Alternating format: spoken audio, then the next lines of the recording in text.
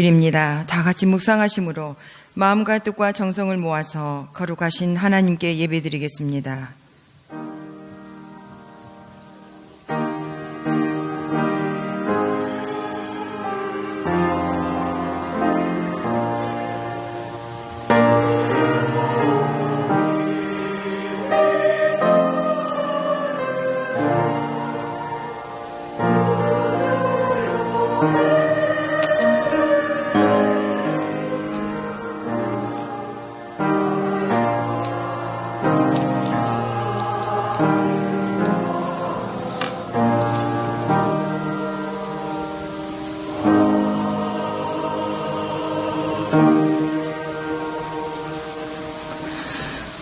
오직 선을 행함과 서로 나누어 주기를 잊지 말라. 하나님은 이 같은 제사를 기뻐하시느니라.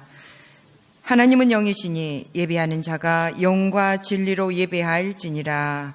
아멘. 해 돋는 데서부터 해 지는 데까지 찬송을 받으실 하나님 아버지, 주님의 은혜로 구원받은 백성들이 약속한 시간, 약속한 장소에 나와 예배를 드립니다. 감사를 드리며 주님의 거룩하신 이름을 높여 드리오니 주님 홀로 영광을 받으시옵소서. 예배하는 주의 백성들에게 은혜를 내리사 슬픈 자를 위로하시며 마음이 상한 자를 어루만져 주시며 고난 중에 있는 자에게 평탄한 길을 열어 주옵소서. 오늘도 주님께서 베풀어 주시는 능력과 권능을 받아 새 힘을 얻게 하여 주옵소서. 우리 구주 예수 그리스도의 이름으로 기원하옵나이다. 아멘. 다 함께 자리에 일어나셔서 찬송가 37장을 부르겠습니다.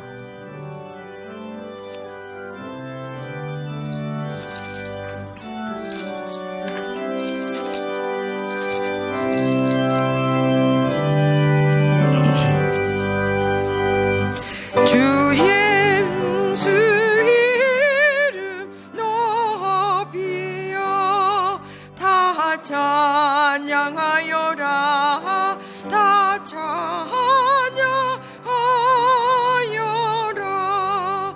금요일과 하늘 들여서 만유의 주를 찬양하세 찬양 찬양 만유의 주 찬양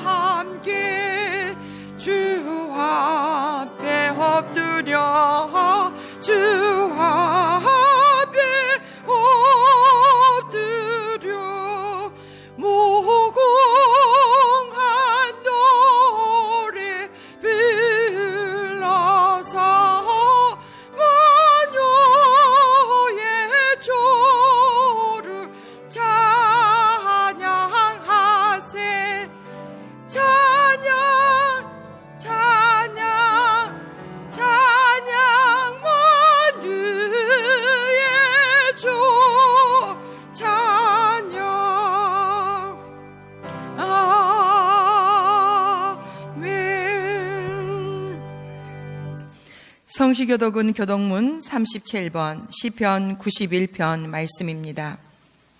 시편 91편 말씀입니다. 주존자의 은밀한 곳에 거주하며 나는 여호와를 향하여 말하기를 그는 나의 피난처요 나의 요새요 내가 의뢰하는 하나님이라 하리니 그는 그가 너를 새 사냥꾼의 오름에서와 심한 전염병에서 건지실 것이미로다. 그가 너를 그의 깃으로 덮으시리니 내가 그의 날개 아래에 피하리로다. 그의 진실함은 방패와 큰 방패가 되시나니 1000명이 내 왼쪽에서 10,000명이 내 오른쪽에서 엎드러지나 이 재앙이 내게 가까이 하지 못하리로다. 그가 너를 위하여 그의 천사들을 명령하사 내 모든 길에서 너를 지키게 하십니다. 하나님이 이르시되 그가 나를 사랑한즉 내가 그를 건지리라. 그가 내 이름을 안즉 내가 그를 높이리라. 아멘.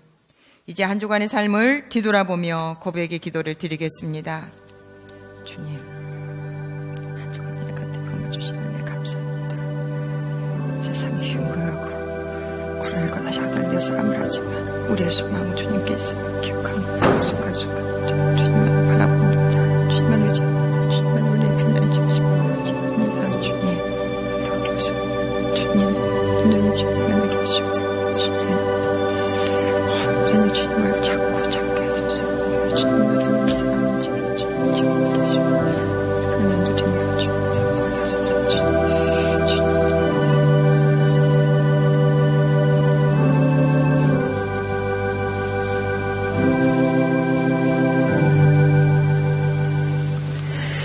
주께서는 용서하시는 하나님이시라. 은혜로우시며 긍휼히 여기시며 더디 노하시며 인자가 풍부하심으로 그들을 버리지 아니하셨나이다. 아멘. 이제는 사도신경으로 우리의 신앙을 다 함께 고백합니다. 나는 전능하신 아버지 하나님 천지의 창조주를 믿습니다. 나는 그의 유일하신 아들 우리 주 예수 그리스도를 믿습니다. 그는 성령으로 잉태되어 동정녀 마리아에게서 나시고 본디오 빌라도에게 고난을 받아 십자가에 못 박혀 죽으시고 장사된 지 사흘 만에 죽은 자 가운데서 다시 살아나셨으며 하늘에 오르시어 전능하신 아버지 하나님 우편에 앉아 계시다가 거기로부터 살아있는 자와 죽은 자를 심판하러 오십니다. 나는 성령을 믿으며 거룩한 공교회와 성도의 교제와 죄를 용서받는 것과 몸의 부활과 영생을 믿습니다. 아멘. 자리에 앉으셔서 찬송가 505장을 부르겠습니다.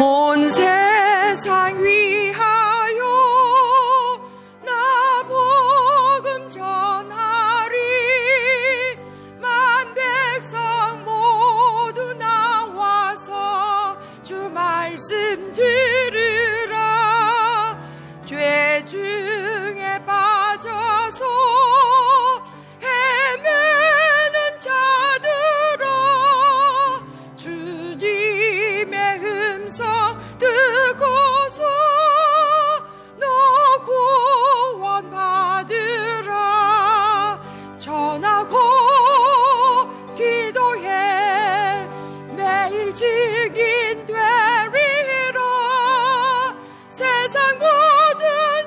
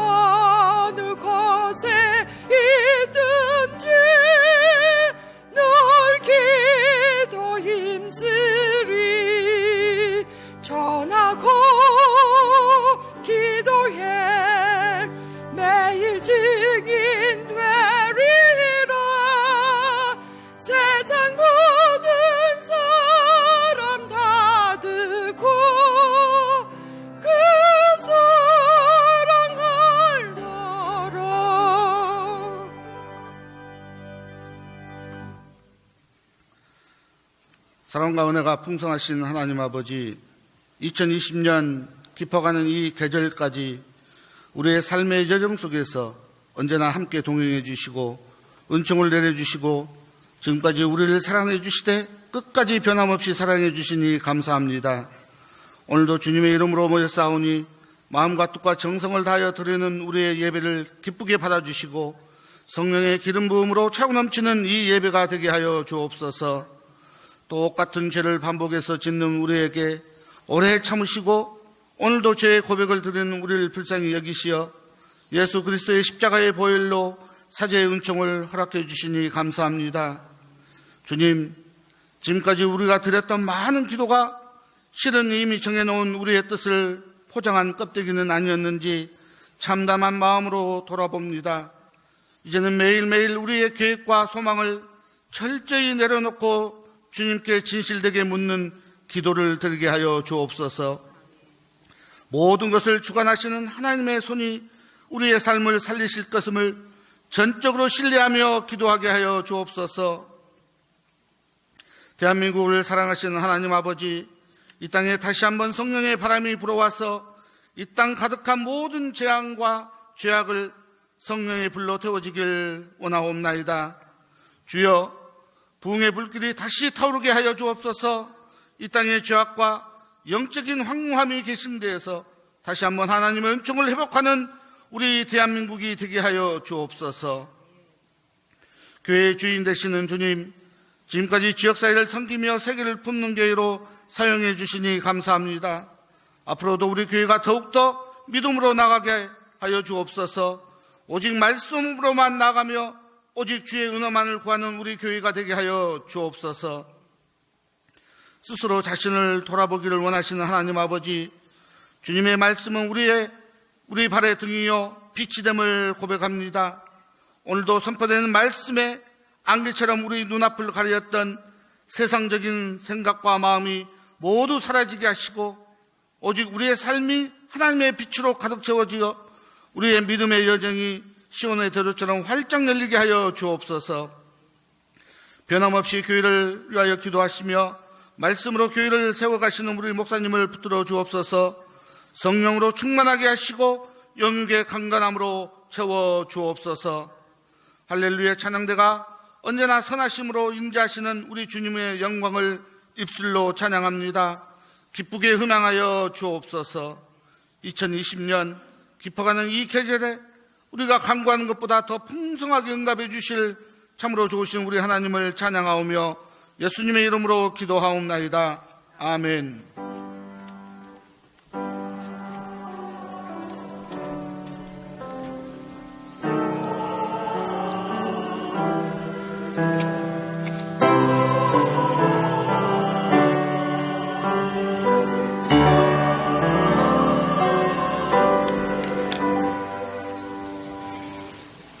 다 함께 자리에 일어나셔서 하나님의 말씀을 봉독하겠습니다. 오늘 하나님께서 우리에게 주시는 말씀은 사도행전 13장 1절에서 3절 말씀입니다. 신약성경 208쪽에 있습니다. 사도행전 13장 1절에서 3절 말씀입니다. 제가 봉독하겠습니다. 안디옥 교회에 선지자들과 교사들이 있으니 곧 바나바와 니게르라 하는 시몬과 구레네 사람 루기오와 분봉한 헤롯의 젖동생 마나엔과 및 사울이라. 주를 섬겨 금식할 때에 성령이 이르시되 내가 불러 시키는 일을 위하여 바나바와 사울을 따로 세우라 하시니 이에 금식하며 기도하고 두 사람에게 안수하여 보내니라. 아멘. 이는 살아계신 하나님의 말씀입니다. 자리에 앉으시겠습니다. 할렐루야 찬양대 찬양 후 담임 목사님 나오셔서 내가 불러 시키는 일이라는 제목으로 하나님의 말씀 선포해 주시겠습니다.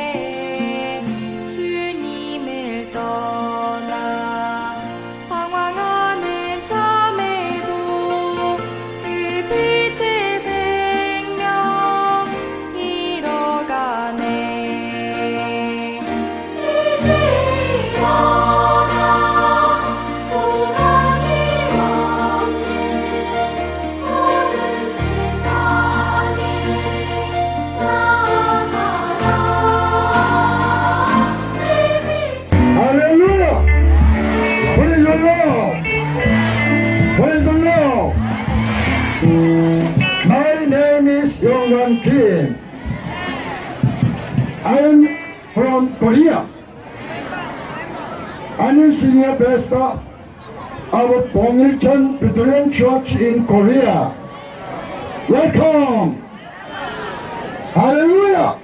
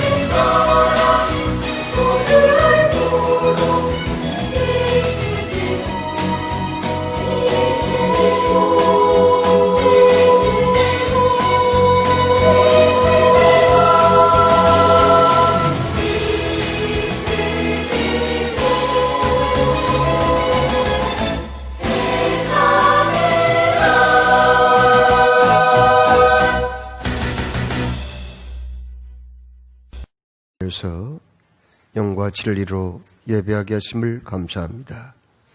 주님, 또 이 시간 저희들이 잠시 아프리카의 그 선교 현장과 그리고 지금 건축 중에 있는 나이비리아 교회의 모습을 잠시 보았습니다. 이 시간도 주의 말씀을 경청할 때 성령님의 감동과 기름 부으심으로 역사해 주시고 깨달음의 시간이 되게 해주옵시기를 원하오며 예수 그리스도 이름으로 기도드리옵나이다. 아멘. 작년 12월부터 중국의 우한시에서 발생한 이 코로나19가 지금은 전 세계로 퍼져가지고 정말 많은 사람들이 고통을 당하고 있습니다. 지금 전 세계 확진자는 5,900만이나 된다고 합니다. 그리고 코로나19로 사망한 사람만 해도 136만 4천 명이나 되죠. 우리나라에서도 약 3만 명의 확진자가 나왔고요. 미국은 1,200만 명이 이 전염병에 걸렸다고 합니다. 참으로 이 코로나의 특징은 굉장히 전염성이 강하다고 하는 거예요. 직접 감염도 되지만 공기로도 감염이 되고 또 가까이 이렇게 식사를 한다든지 손을 잡는다든지 포옹을 하게 되면은 이 전염이 될 염려가 굉장히 큰 전염병입니다. 자, 그런데 여러분, 오늘 우리가 읽은 성경을 보니 코로나19처럼 전염성이 무척 강한 것이 또 하나가 있습니다. 어떤 면에서 코로나19보다 더 강력한 것이 있어요. 그게 뭡니까? 바로 복음이라고 하는 것입니다. 여러분, 예수님이 부활을 승천하시기 직전에 제자들과 따르는 자들을 모아놓고 하신 말씀이 있었거든요.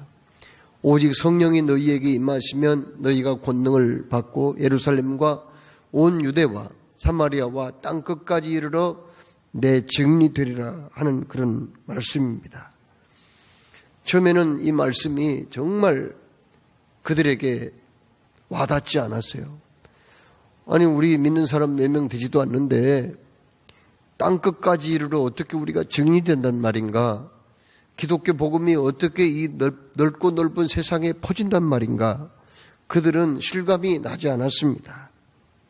그러나 마가의 다락방에서 성령님이 강림하신 이후부터 하루에 3,000명씩 예수님을 믿고 죽게 돌아오는 그런 현장을 보고 그들은 깜짝 놀라게 되었습니다.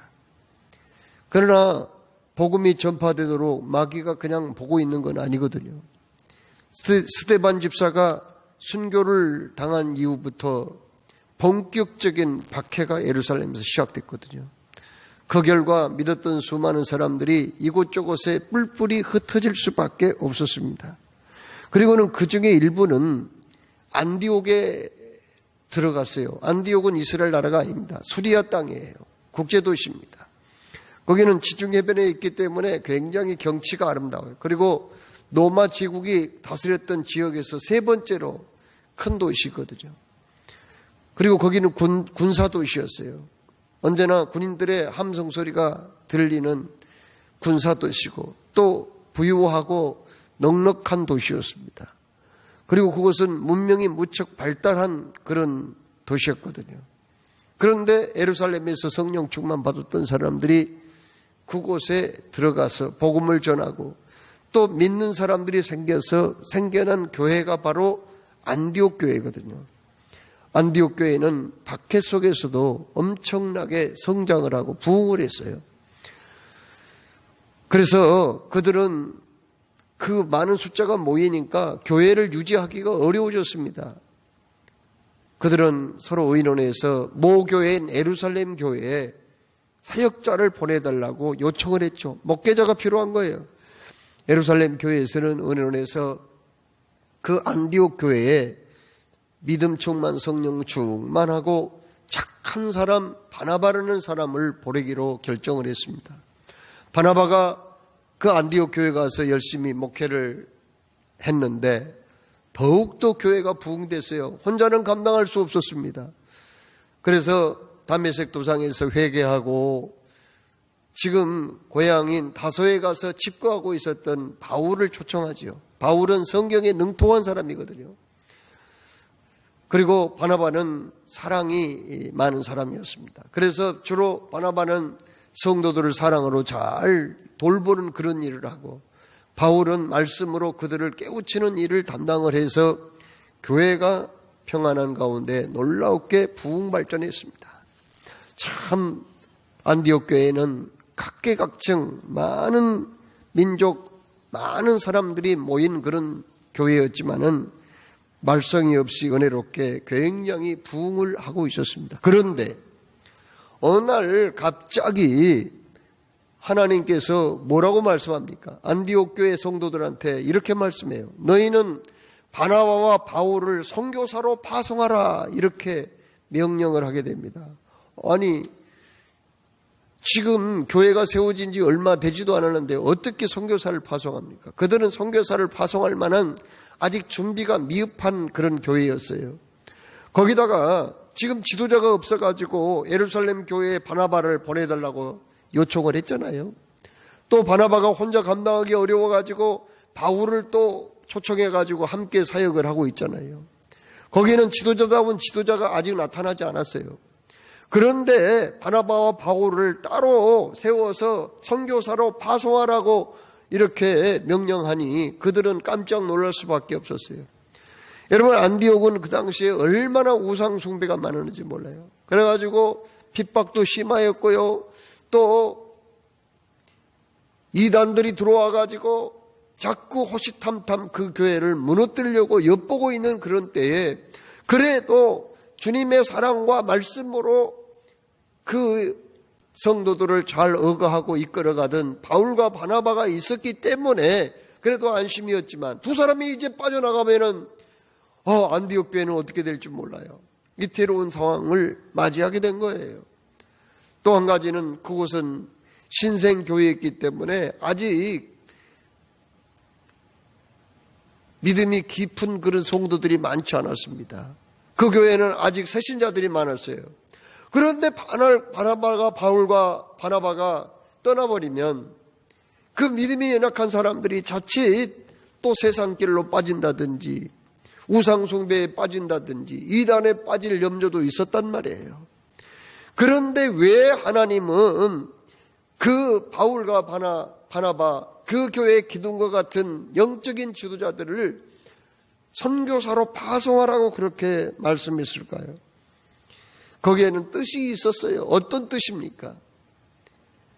이미 예수님께서 승천하시기 직전에 오직 성령이 너희에게 임하시면 너희가 권능을 받고 예루살렘과 온 유대와 사마리아와 땅끝까지 이르러 내 증인이 되리라고 하신 그 말씀을 이루시기 위한 뜻이 있었고, 최초의 이방교회인 안디옥교회를 통해서 이 하나님의 뜻을 이루기를 원하셨다는 것을 알 수가 있습니다.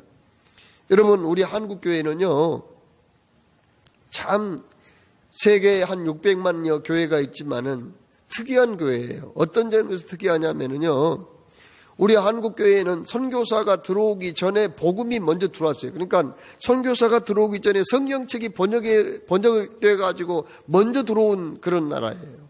참 신기해요.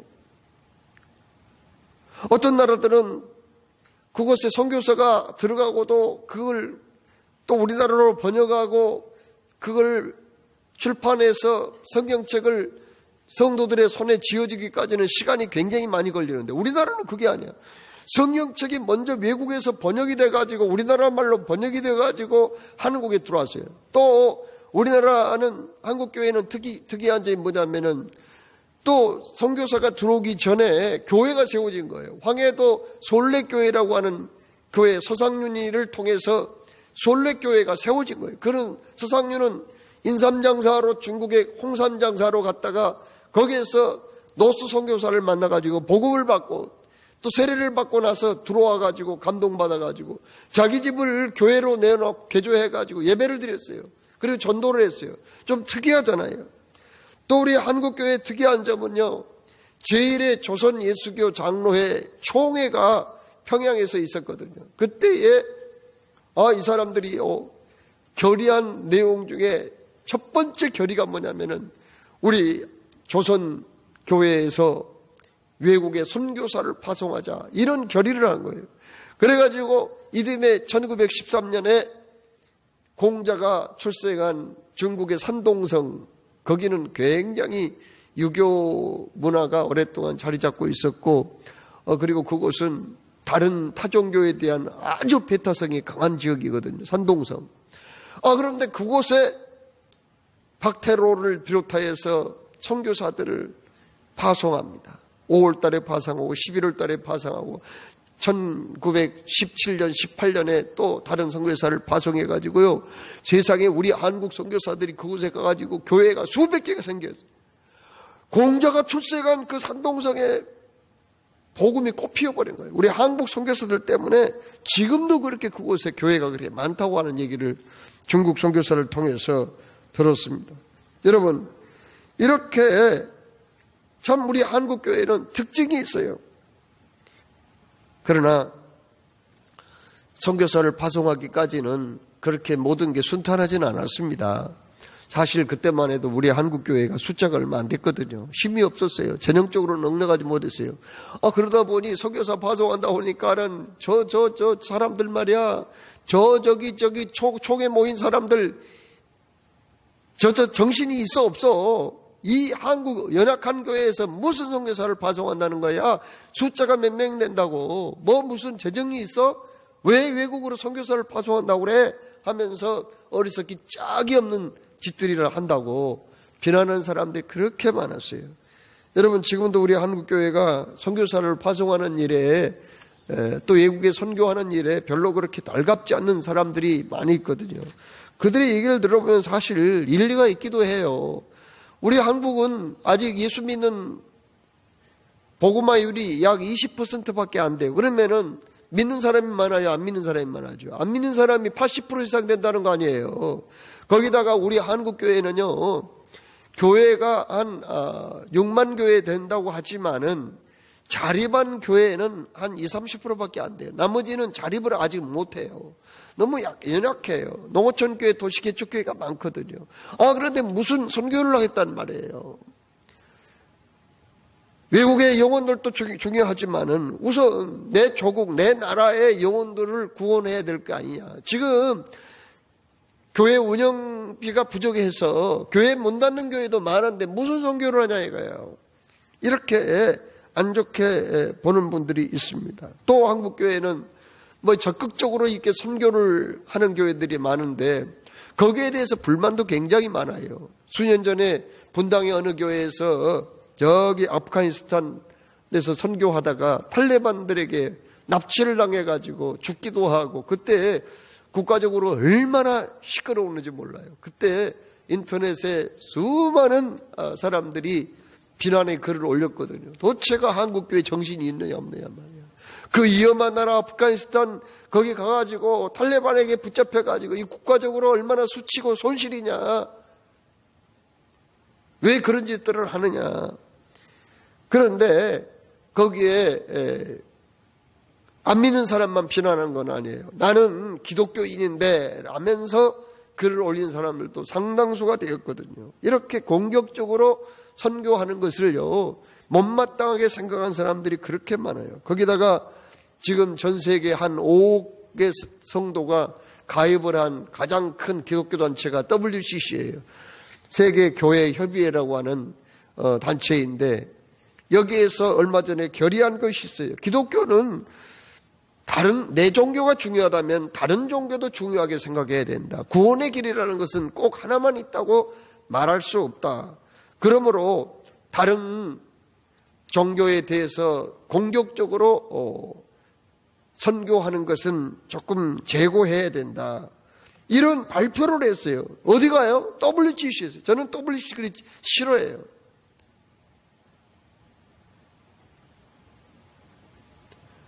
여러분, 이렇게 기독교 안에서도 많은 사람들이 선교에 대해서 부정적으로 생각하고 있는데 왜 우리는 선교를 하나요? 조금 전에 우리는 아프리카에 가서 우리가 그 선교대회 하는 장면을 영상으로 잠깐 보았습니다. 정말 그때 우리가 복음 전할 때 수천 명이 모여서 은혜를 받고 막 그냥 또 안수기도 할 때 막 그냥 병자들이 쓰러지기도 하고 귀신이 나가는 그런 일도 있었고 이런 체험들이 있었어요. 그리고 많은 사람들 이 중에 예수 믿고 구원받기를 원하는 분들을 앞으로 나오라고 그러니까 막 그냥 한 400명이 우르르 막 그냥 그 강단이 있는 곳에 달려나오고 그들이 영접 기도를 하는 그런 현장이 있었거든요. 그 영상에서 봤던 대로 실제로 그런 일들이 있었어요. 참 얼마나 참 놀라운 일이에요.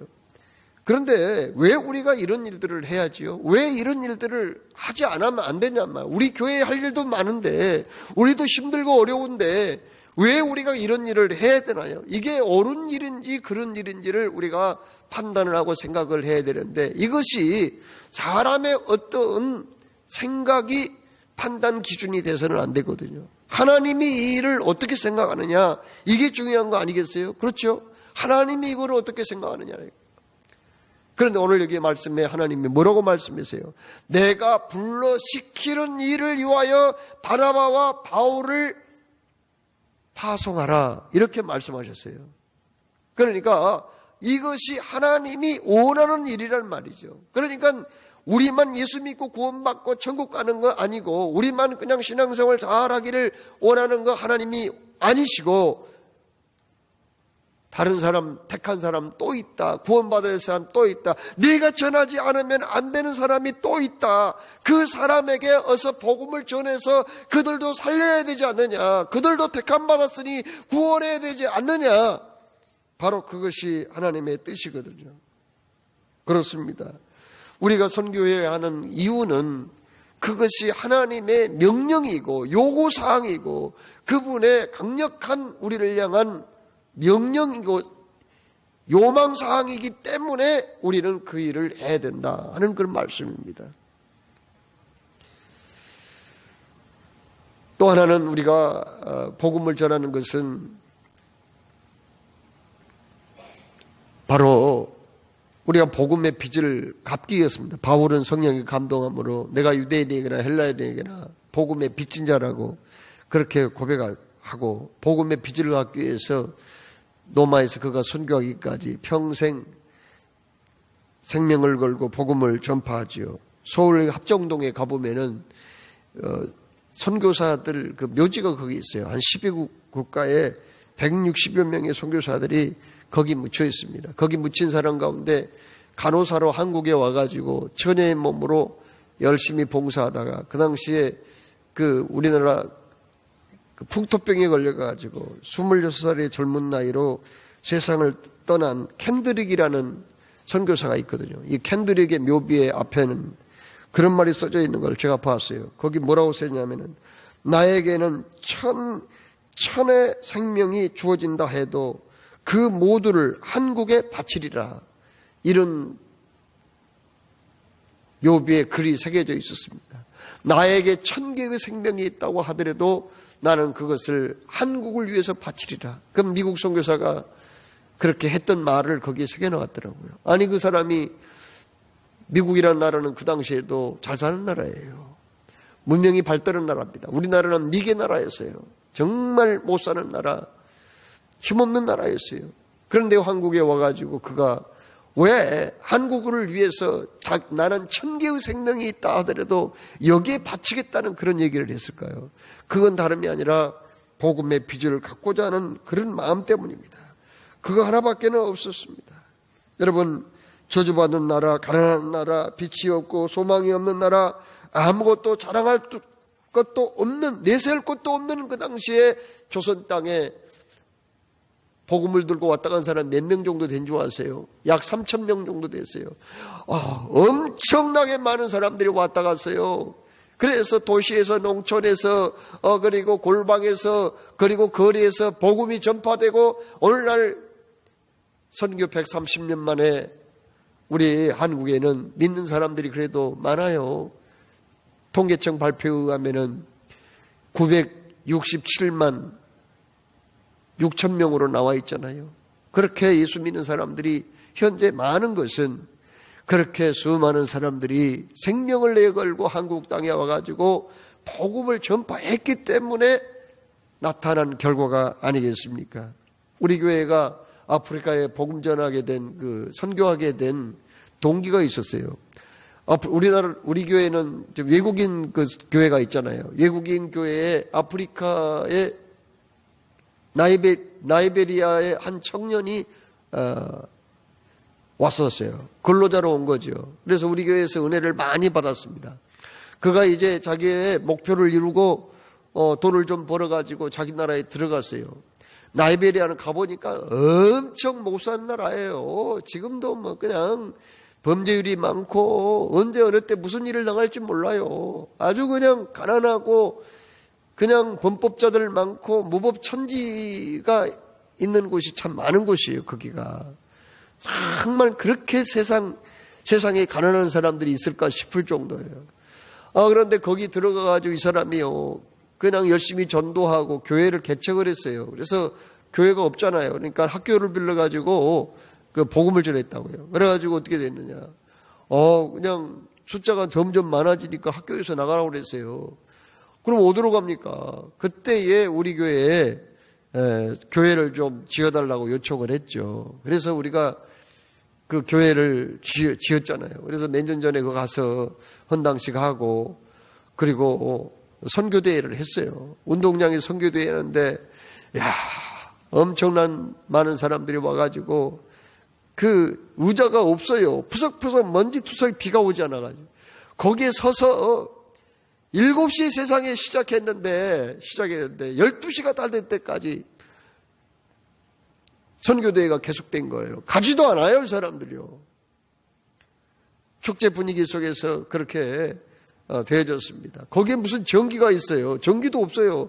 발전기, 여러분이 헌금한 것 가지고 발전기 빌려가지고 그 운동장 가스로 기둥을 세워가지고 거기에다가 다 백열전등을 다 밝혀가지고 그래가지고 한쪽에서는 발전기 드드드드 발전기 돌아가고 또 불 그렇게 해가지고 그래 집회한 거예요. 그래서 수많은 사람들이 예수를 믿은 거예요. 그런데 그 교회에서 우리 교회에서 파송한 어네스트 선교사가 가까운 그 시에라리온이라는 나라가 있습니다. 그 라이베리아 바로 옆에 나라예요. 그런데 그 나라는 우리나라보다 더 작은 나라인데 그 나라는 또 라이베리아보다 더 가난한 나라예요. 엄청 못 사는 나라예요. 아프리카 서쪽에 있는 그런 나라이거든요. 그곳에 가서 복음을 전해가지고 거기서 또 믿는 사람들이 많이 생겼어요. 그러니 믿는 사람들이 많이 생겼는데 예배 초소가 없는 거예요. 그래서 우리 교회에 교회를 지어달라고 요청한 거죠. 우리는 이 50주년 신년 안식년 신년을 50주년 신년을 5, 6년 전부터 그렇게 준비를 잘 해보자고 결의를 했고, 그때 우리가 50주년 신년을 맞이하면은 선교사를 우리가 한 가정 파송하고, 그리고 우리가 회에 교회를 꼭 건축하자, 하나를 건축하자 결의한 적이 있습니다. 그래서 그 아프리카 시에라레온에 가가지고 전도해가지고 믿는 사람들이 많이 생기는데 아직도 뭐 예배 초소가 없어가지고 천막이나 쳐놓고 예배하고 있으니 기왕이면은 우리가 그곳에 교회를 세우자, 이렇게 의논이 되었습니다. 그래서 그 교회에 거기다 세우려면은 한 200명에서 300명 앉을 수 있는 건물을 짓는데 건축비, 거기는 우리나라보다 땅값이 더 싸죠. 그리고 거기는 인건비도 싸고요. 아프리카 못 사는 나라니까요. 그래서 거기에 이제 우리가 700평 정도 땅을 샀습니다. 그리고는 거기에 한 200~300명 예배할 수 있는 그러한 이제 예배당을 짓기 시작했는데, 아까 여러분 영상을 통해서 봤어요. 맨 마지막 부분에 한참 공사하고 있잖아요. 우리가 땅을 사고 교회를 지금 시작을 했습니다. 그러면은 그 돈을 어디서 했느냐? 여러분들이 헌금하신 것 3천만 원을 재정부장 장로님이 그걸 착실하게 잘 모아놨어요. 여러분이 뭐 10,000원도 내고 5,000원도 내고 한 거를 잘 모아놨어요. 그동안 희년 준비하면서요. 그래가지고 3천만 원을 이번에 요긴하게 땅을 사고 이제 계약을 하는 일에 사용을 했습니다. 그리고는 그것만 가지고 안 돼요. 어떤 분이 2천만 원을 또 헌금을 했어요. 또 다른 분이 또 500만 원을 했어요. 또 다른 분이 100만 원, 50만 원을 헌금을 했습니다. 그리고 우리 청년회에서 250만 원을 또 헌금을 했어요. 그래가지고 지금 그 공사가 시작이 된 거예요. 그러나 아직 완공하려면은 헌금이 좀 더 필요합니다. 자금이 좀 더 필요합니다. 약 4천만 원 이상은 아직 더 소요가 돼야 됩니다. 그리고 건물 지어도 또 강대상도 갖다 놓고 여러분이 앉은 의자, 이런 의자도 필요하거든요. 예배 드리려면 의자가 있어야 하잖아요. 의자도 있어야 되고요. 앰프도 있어야 돼요. 이런 걸 우리가 준비를 해야 되기 때문에 아직도 한 4천만 원 이상이 필요합니다. 이런 이제 마무리 작업을 위해서 다음 주에는 우리가 정성을 다해서 우리가 헌금을 한번 드리면은 이제 또 다른, 우리가 그동안 해외에 많은 교회당을 세우고 헌당을 했는데 23번째로 우리가 교회를 완공하고 하나님 앞에 헌당을 하여 올려드릴 수 있게 되었습니다. 여러분, 유명한 선교사 리빙스턴은 이런 말을 했어요. 하나님께서는 하나밖에 없는 외아들을 선교사로 이 땅에 보내셨고 그 선교사로 이 땅에 온 예수는 십자가에 희생되었다. 이 사실을 우리가 믿는다면 우리도 당연히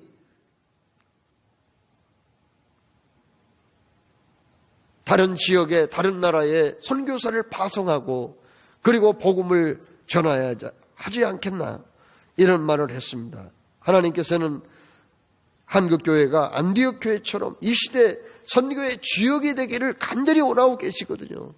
세계의 기독교 역사를 보게 되면은 선교하는 나라는 절대 망하지 않았어요. 선교하는 교회가 복을 받았고요. 그리고 선교하는 개인이 하나님께 귀히 여김을 받았습니다. 오늘 우리 교회가 이제 주님 오실 날이 멀지 않은 이때에 마지막 선교의 사명을 잘 감당하고, 이번에 또 아프리카 선교의 모든 성도들이 동참하여 그 은혜와 복을 체험하는 귀한 우리 봉일전 교회가 되기를 주님의 이름으로 축원합니다.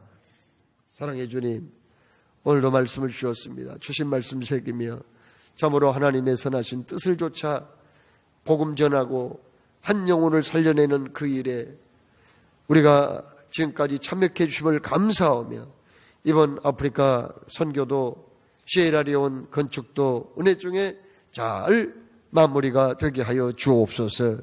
감사하며 우리를 구원하신 주 예수님의 이름으로 기도하옵나이다. 아멘.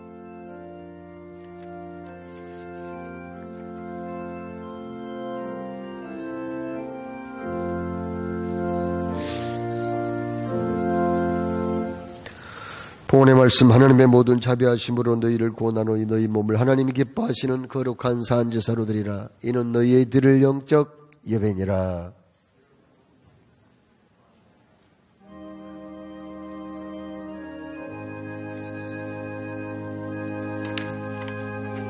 주님, 오늘도 저 앞에 나와 예배할 때에 이 시간은 정성을 다해서 준비한 예물을 올려드립니다.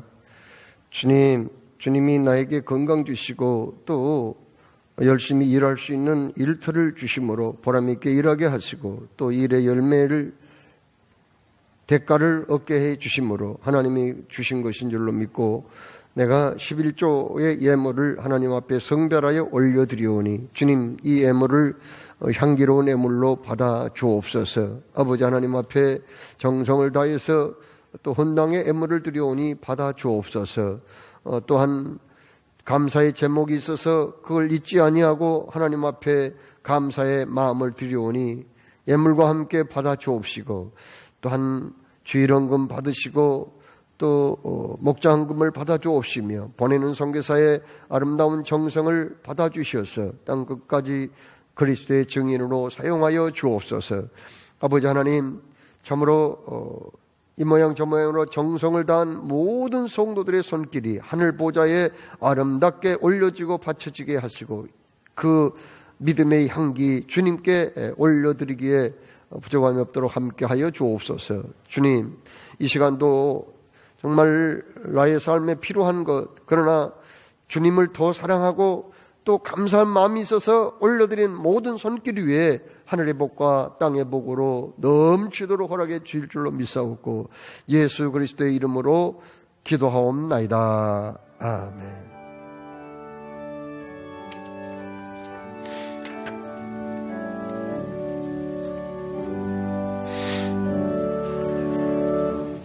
자리에서 일어나셔서 499장을 찬송하겠습니다.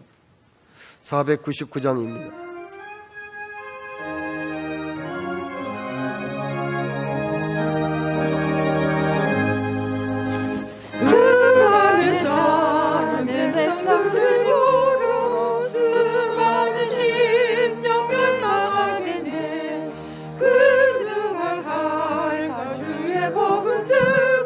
생명을 구원하는 못으로 그 권세 주께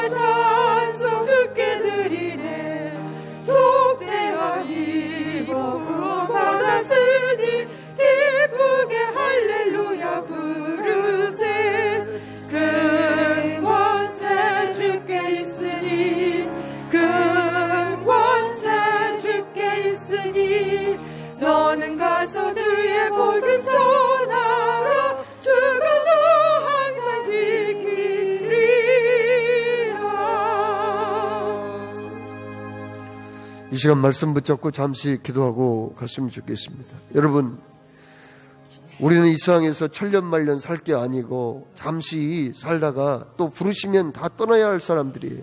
언젠가 우리 주님 앞에 우리는 서야 됩니다. 그때에 주님은 내 인생을 평가하실 거예요. 뭘 가지고 평가할까요? 우리가 주의 말씀대로 살았는가, 살지 못했는가, 그걸 가지고 평가하시죠. 우리가 복음의 빚을 갚고자, 그리고 주의 명령에 순종하고자 선교하는 일에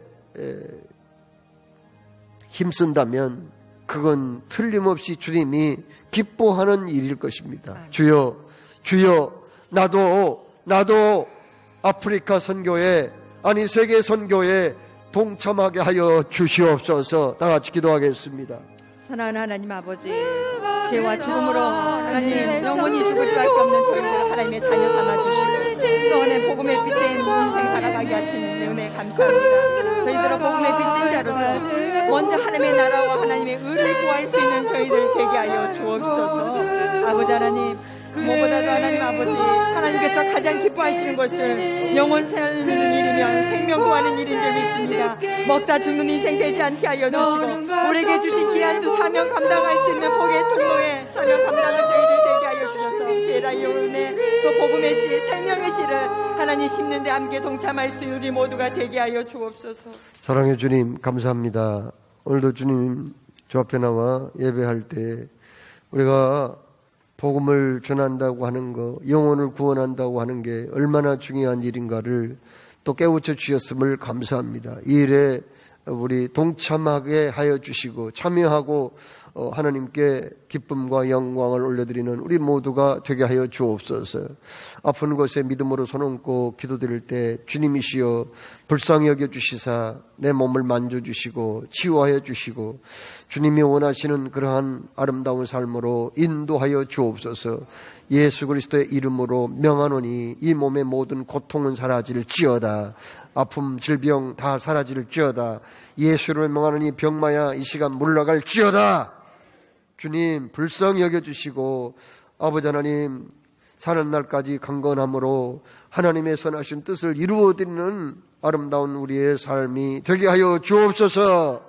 감사합니다. 주님, 우리에게 우리 몸의 면역력을 천배 만배로 더 강하게 해 주시어서 어떤 박테리아 바이러스도 침투하지 못하도록 주님이시여 강력한 건강을 허락하여 주옵소서. 한 주간의 삶을 주의 손에 의탁하며 우리를 구원하신 예수 그리스도의 이름으로 기도드리옵나이다. 아멘. 이제는 주 예수 그리스도의 은혜와 아버지 하나님의 크신 사랑과 성령님의 감화 교통하시고 충만케 하신 역사가 이곳에 모인 우리 믿음의 가족들 머리에와 그리고 여러 처소에서 영상을 통해 함께 예배하는 모든 우리 믿음의 가족들 머리 위에 이제로부터 영원토록 함께 하옵시기를 간절히 축원하옵나이다.